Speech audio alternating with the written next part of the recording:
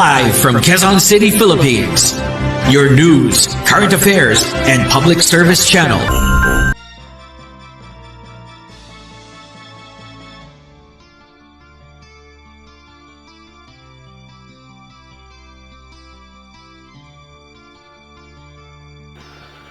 Magandang araw Pilipinas.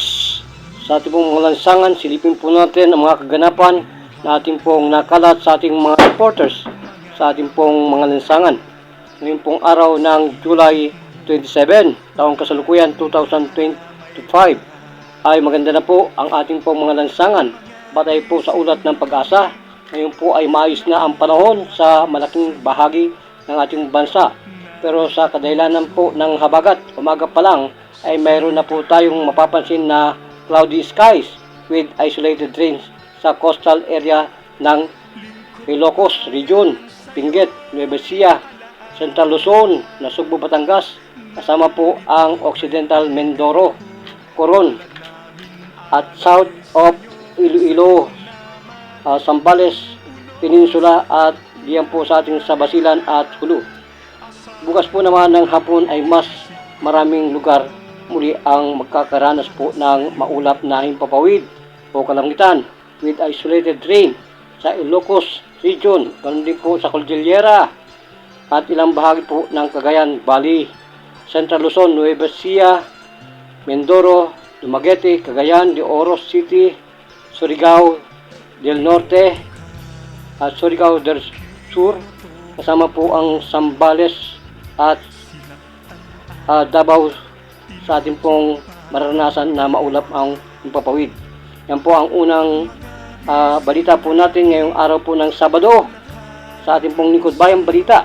Weather reports, update po yan. At samantalang po ay meron po tayong tawag na tagalugin po natin ang ating pong pagiging commentator sa mga karamdamang nababanggit. Psoriasis po ang ating topic ngayon mga babayan, sapagkat ang ating pong lingkod na si Mang Juan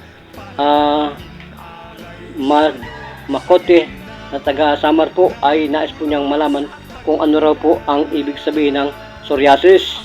So ito po yung lasting non-contagious autoimmune disease kabayan at characterized by patches of abnormal skin.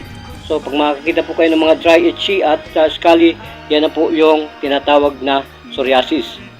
So sa kadahilanan po, marami pong mga not aligned na paniniwala ang ibang manggagamot sa ganito pong karamdaman.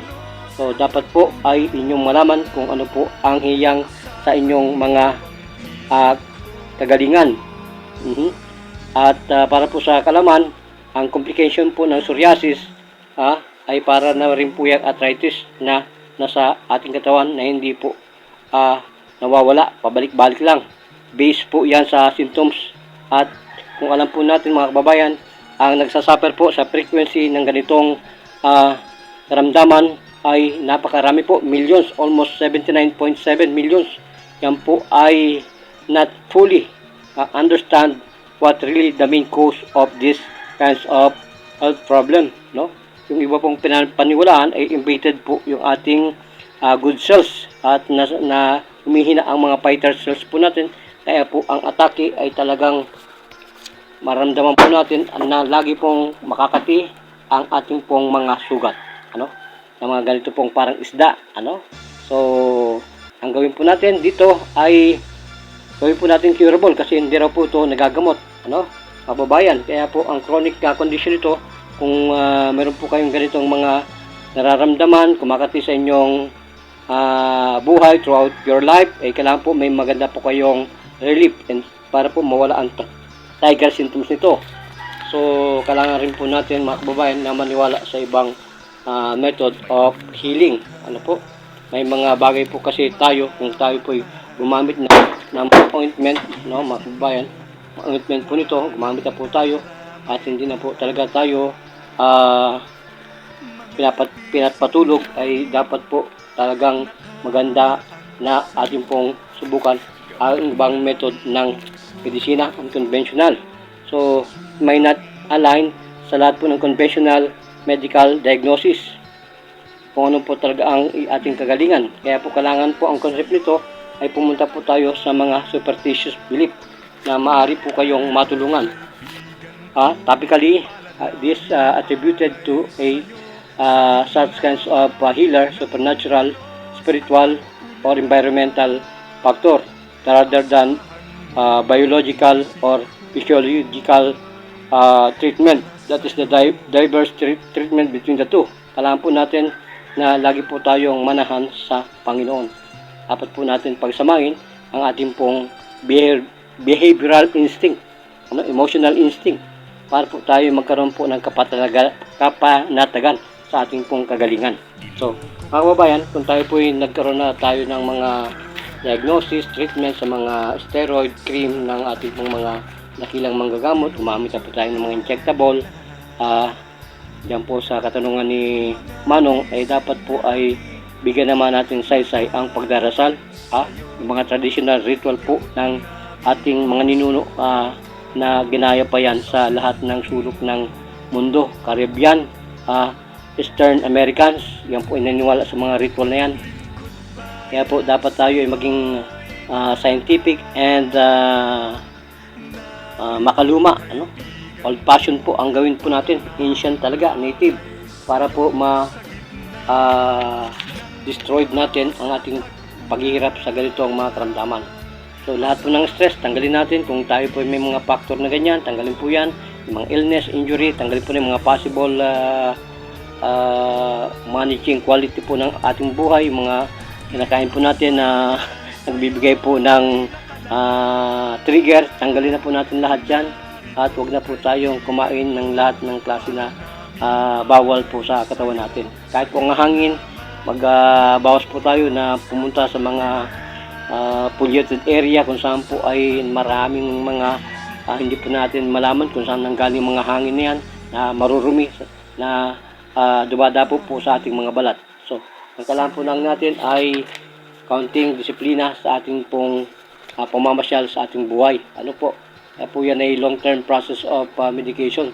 Huwag po nating baliwalain ang mga nagbibigay po ng ganitong pag-trigger sa ating mga nararamdamang kati. Ano po?